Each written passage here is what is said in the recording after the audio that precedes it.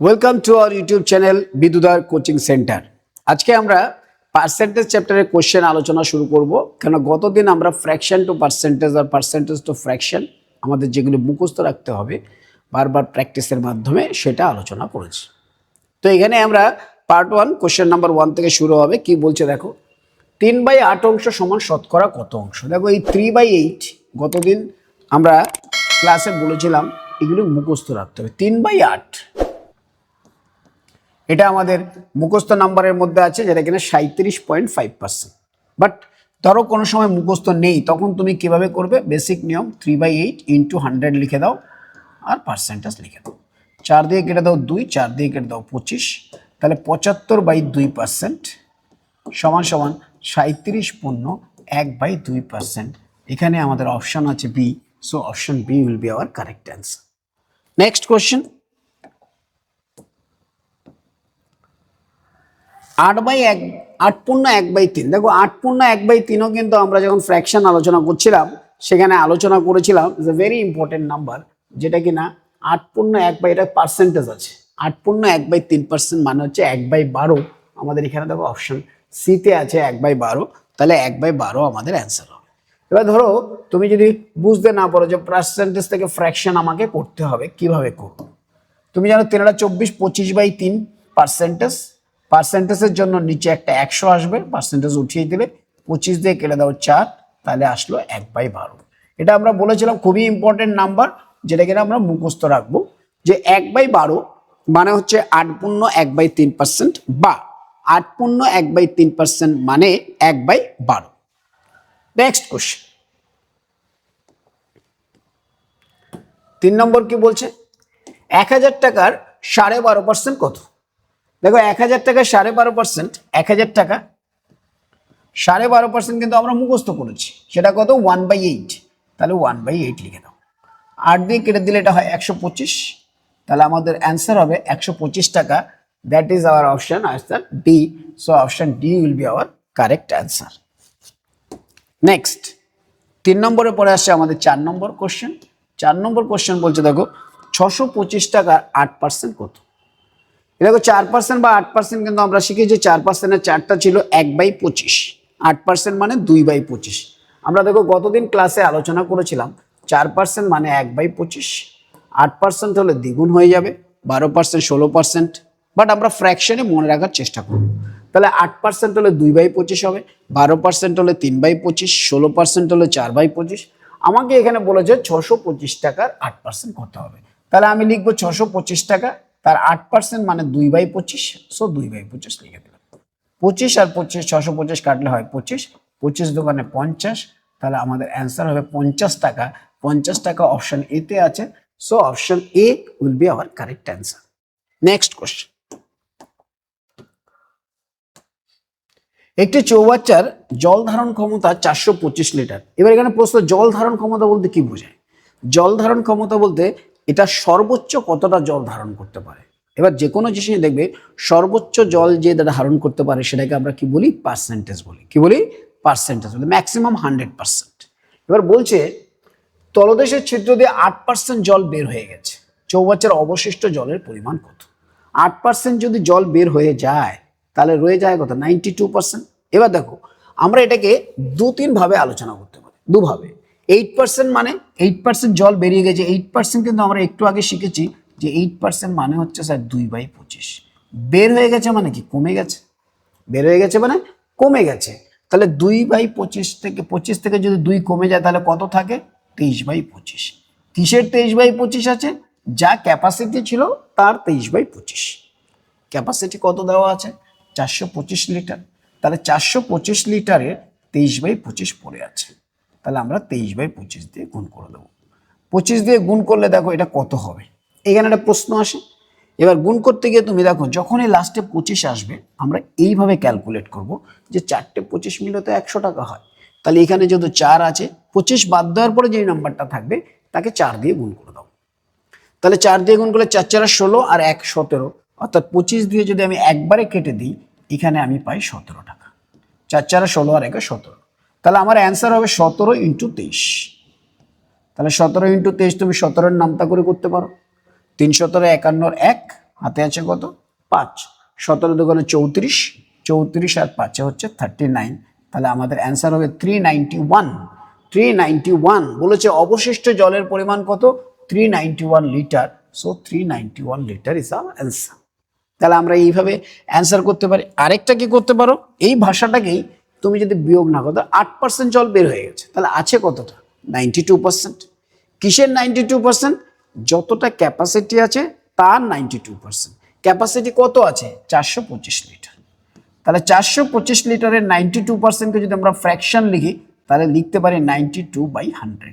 কাটাকাটি করলে এটা দাঁড়ায় 23, এটা দাঁড়ায় 25।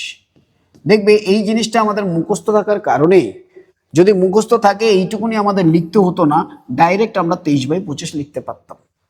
তাহলে আমরা এবার 25 দিয়ে কেটে দিয়েছি, এটা কত হয় 17, 17 গুণ 23 করলে হয় 391। So option B will be our correct answer. আমরা দুটো প্রসেসেই কিন্তু এই ব্যাপারগুলো আলোচনা করলাম। নেক্সট কোশ্চেন, বিজয়ী প্রার্থী প্রদত্ত ভোটের 62% পেয়ে নিকটতম একমাত্র প্রতিদ্বন্দ্বীকে 144 ভোটে পরাস্ত করে, ওই কেন্দ্রে মোট ভোটারের সংখ্যা কত? কেন্দ্রে কিন্তু মোট ভোটার সব সময় পার্সেন্টেজ হিসাবে 100%ই হবে। তাহলে তুমি দেখো 100% ভোটার আছে, এবার উইনার যে আছে সে কত পার্সেন্ট পেয়েছে 62% পেয়েছে। এই একটা কথার মধ্যে নিশ্চয়ই লুজারের নাম্বারটাও লুকিয়ে আছে। তুমি যদি খেয়াল করো উইনার পেয়েছে 62%, টোটাল ভোট হচ্ছে 100%, তাহলে যে হেরে গেছে সে কত পেয়েছে? নিশ্চয়ই 100 থেকে 62 বাদ দিলে যেটা হবে সেটা, তো 100 থেকে 62 বাদ দিলে হয় 38, তাহলে যে হেরে গেছে সে পেয়েছে 38%। এবার প্রশ্ন হচ্ছে উইনার আর লুজারের মধ্যে যদি আমরা আলোচনা করি, বলবো স্যার উইনার বেশি পেয়েছে লুজার কম পেয়েছে। উইনার কত বেশি পেয়েছে বলে যে পার্থক্যটা বের করে দেন। 38 থেকে যদি 62 বিয়োগ করি 40, 60, 22, 24, তাহলে আমরা বলতে পারছি যে উইনার যে আছে না সে 24 ভোট বেশি পেয়েছে। কার কাছ থেকে বেশি পেয়েছে? লুজারের কাছ থেকে বেশি পেয়েছে। তারপরে লুজারকে হারিয়েছে কত ভোটে? 24 ভোটে। আবার উল্টো করে যদি ভাবো, আচ্ছা লুজার না কম পেয়েছে, কত ভোটে কম পেয়েছে? 24 ভোট। তাহলে লুজার তো হেরে গেছে, কার কাছে হেরেছে? উইনারের কাছে। তাহলে উইনারের কাছ থেকে কত ভোট কম পেয়েছে? 24 ভোট কম পেয়েছে। আমরা এইভাবে এই জায়গাটাকে স্টাডি করব। এবার কোশ্চেন বলছে নিকটতম একমাত্র প্রতিদ্বন্দ্বীকে এত ভোটে পরাস্ত করে, কিন্তু আমার এখানে তো 24 ভোটে পরাস্ত বলা আছে, বাট 24কে আমরা 124 ভোটকে যদি আমরা 144 বানাতে চাই, কত 24 144 হয়? দেখবে 6 24 144 হয়। 3 24 72, 72-এর ডবল কত? 144। তাহলে 6 24, তাহলে আমাদের এইটাকে 6 দিয়ে গুণ করতে হবে। অঙ্কে আমাদের জানতে ওই কেন্দ্রে মোট ভোটারের সংখ্যা কত? মোট ভোটারের সংখ্যা 6 গুণ হবে, তাহলে 100-এর সাথে যদি 6 গুণ হয় তাহলে মোট ভোটার হবে 600। তাহলে আমাদের অপশন ডি হবে correct answer. So question number 6 complete. Now come to the question number 7। একটি নির্বাচনী কেন্দ্রে 20% ভোটার ভোটদানে বিরত ছিল।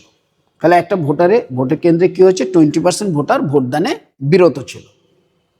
বিজয়ী প্রার্থী প্রদত্ত ভোটের 70% পেয়ে নিকটতম একমাত্র, এটা নিকটতম হবে, নিকটতম একমাত্র প্রতিদ্বন্দ্বীকে 496 ভোটে পরাস্ত করে, ওই কেন্দ্রে মোট ভোটারের সংখ্যা কত?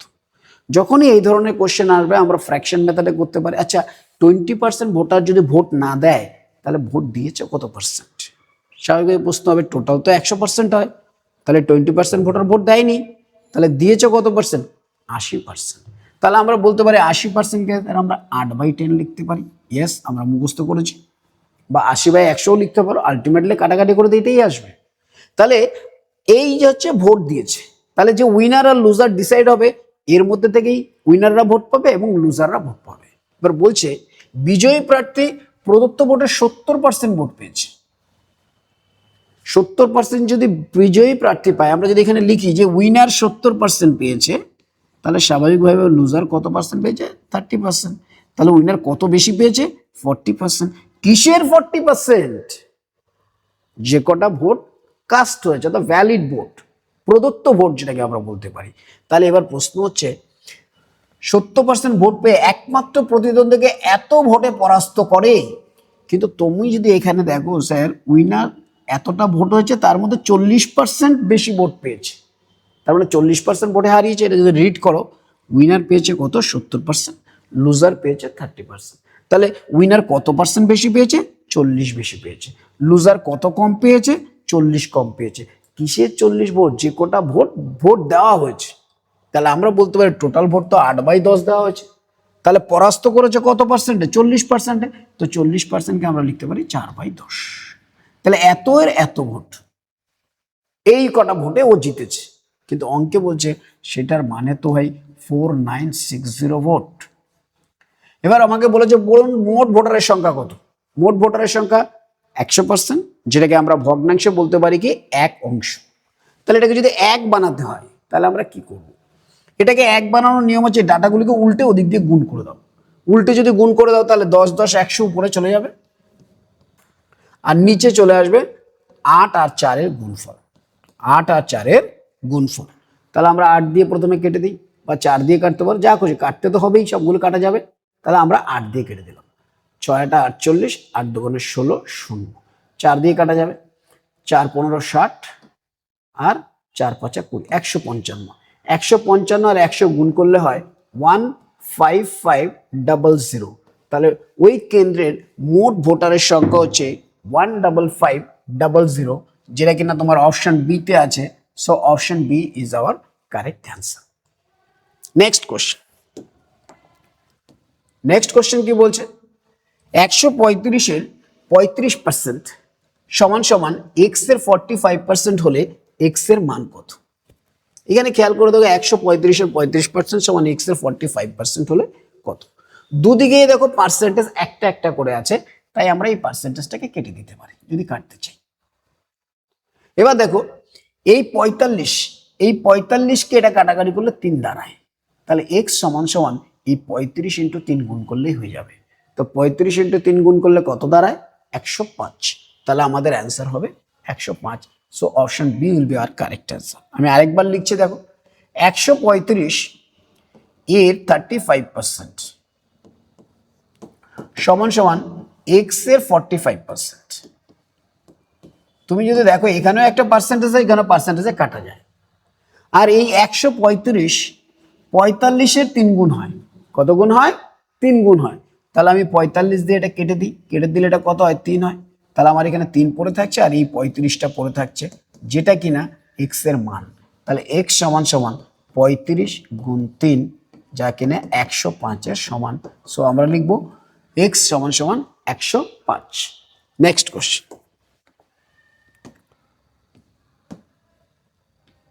একটি সংখ্যার 25%-এর সঙ্গে 150-এর 30% যোগ করা হলো, যোগফল 75 হলে সংখ্যাটা। একটি সংখ্যা কোন সংখ্যা ভাই? সংখ্যাটা তো জানা নেই। আমি মনে করি সংখ্যাটা হচ্ছে এক্স। বলছে একটি সংখ্যার 25%-এর সঙ্গে, তো আমরা ভগ্নাংশ করেও লিখতে পারি, আর ফ্র্যাকশন মেথডও ভগ্নাংশও লিখতে পারি, বা পার্সেন্টেজও লিখতে পারি। তাহলে আমি লিখলাম সংখ্যাটা কত? এক্স।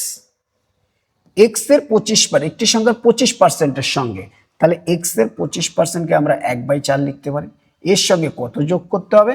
150-এর 30%। তাহলে 150-এর 30% দেখো, 150-এর 10% কত? 15। 30% কত? 3 গুণ 3 15 45। 45 যোগ করে দিলাম, সমান সমান দাঁড়াবে আমাদের যোগফল বলেছে 75। তাহলে আমরা বলতে পারি x/4 সমান সমান এই 75 থেকে 45 বিয়োগ হবে, 50 60 70 30 হবে। তাহলে এক্স কত হবে? 3 4 12 120। তাহলে আমাদের অ্যান্সার হবে এক্স এর মান 120। কোথায় আছে? অপশন ডি তে আছে। So option D is our correct answer. Next question. 180 টাকার 12%, এখানে বার আছে, 12% বার কত হবে? দেখো এটাকে আমরা কি লিখি? 180 টাকা, এই বারটাকে আমরা কি লিখি? 12/99। কিন্তু পার্সেন্টেজ আছে, তার জন্য একটা শূন্য আসবে 100। এইটা হচ্ছে কি আমাদের প্রশ্ন। এটা হচ্ছে টাকা করলে কি আসে। উত্তরে সবগুলো দেখো পয়সা দেওয়া আছে, পয়সা। তাহলে আমরা, এটা তো টাকা আছে, এটাকে আমরা পয়সা করে দিই। পয়সা করতে গেলে কি করতে হবে? 100 দিয়ে গুণ করতে হবে। আমি 100 দিয়ে গুণ করে দিলাম। যখনই 100 দিয়ে গুণ করলাম, শূন্য শূন্য কেটে গেল। এবার এটা কত দাঁড়ালো? 12 12 2 90। তাহলে আমরা এখান থেকে করতে পারি, সরি, হ্যাঁ, 12, 12টা 12ই থাকবে, নিচে কত আসবে 1 2 এর জায়গায় আমরা দুটো 99 করে দিতে পারে, 9 দিয়ে কেটে দাও 11, এটা 9 দিয়ে কাটলে হবে 20, তাহলে এটা সরি এটা 11 12 হবে না, এটা 22 হবে 22, তাহলে 11 দুগুণে 22, 20 দুগুণে 40 পয়সা, 90 9 দুগুণে 18, 11 দুগুণে 22 পয়সা হচ্ছে, সরি এখানটা দেখো এই যে জায়গাটা আছে এটা হচ্ছে কি এরকম 0.12%। এটা আমরা কিভাবে লিখে দেবো যে এই যদি এরকম হয়, ধরো এটা যদি এরকম হয়, এই যে একটা থাকে, তাহলে আমরা লিখি 90, অর্থাৎ এটা লেখাটা হবে 0.12 বার পার্সেন্টেজ। তার মানে কি যখনই আমরা কোনো বার লিখি সেই জায়গাটা একটু বুঝে নাও যে আমরা কিভাবে এই বারগুলিকে রিপ্রেজেন্ট করি। ধরো কোনো একটা সংখ্যা আছে 1/9, 9 একে 9, 1 নামছে 0, 9 একে 9, 1 নামছে 0, তার মানে এক একটা কন্টিনিউ রিপিট হচ্ছে, তখন আমরা 0.1 একটা বার দিয়ে দিই। তাহলে বারের পরে সংখ্যাটার পরে যে বারটা থাকে তার মান সবসময় কত হয় 9 হয়, অর্থাৎ 1/9 আমরা লিখে দিই। এখানে যদি দুটোর উপরে বার থাকে, দুটোর পরে বার নেই, এখানে বার হচ্ছে একটার পরে, তাহলে আমরা লিখবো 180 টাকা, পুরোটা লিখে দিলাম 12, নিচে হবে 9 একটা 0, 12 থেকে 1 বাদ, তাহলে দ্বারা 180 ইন্টু 11/9 ইন্টু, যেহেতু এটাকে পয়সা লিখতে হবে তাই আমি এটাকে 100 দিয়ে গুণ করে দিলাম। এবার দেখো কাটাকাটি করে দিলাম, 90 দিয়ে কাটলে 2, 2 11 দোকানে 22, আর এখানে একটা 100 ছিল, 100টা কোথায় পার্সেন্টেজের, এই পার্সেন্টেজের 100টা লিখিনি, সেটাও লিখে দিলাম, লিখে দিলে দুটো কেটে গেল, তাহলে আমাদের কাছে রইল কত উত্তর 22 পয়সা। এটা হবে এরকম, তাহলে এই কোশ্চেনটার অ্যান্সার হবে 22 পয়সা, যেটা কিনা অপশন বি। চলো আমরা পার্ট 1 কমপ্লিট করলাম, পরের দিন পার্ট 2 কমপ্লিট করব, এইভাবেই আমরা পার্সেন্টেজ চ্যাপ্টারটাকে পুরোটাকেই কমপ্লিট করব। এখন বেসিকভাবে আমরা বইগুলি কমপ্লিট করব, তার পরবর্তীকালে আমরা অ্যাডভান্স লেভেলের কোশ্চেন নিয়ে আসবো, যেগুলো বিভিন্ন কম্পিটিটিভ এক্সামসে এসছে, প্রিভিয়াস ইয়ার পিওয়াই করে টাফ লেভেল কোশ্চেন। আমি আবার বলছি, যাদের যাদের কোনো কোশ্চেন বুঝতে অসুবিধা হয়, টাফেস্ট টু টাফেস্ট কোশ্চেন তোমরা আমাকে কমেন্ট করে জানাতে পারো, তাহলে সেখান থেকে আমরা ওইগুলোকে তুলে নিয়ে এসে তোমাদেরকে ভিডিও আকারে তোমাদেরকে রিপ্রেজেন্ট করব, যাতে কিনা তোমরা সেগুলো ভালো করে বুঝতে পারো।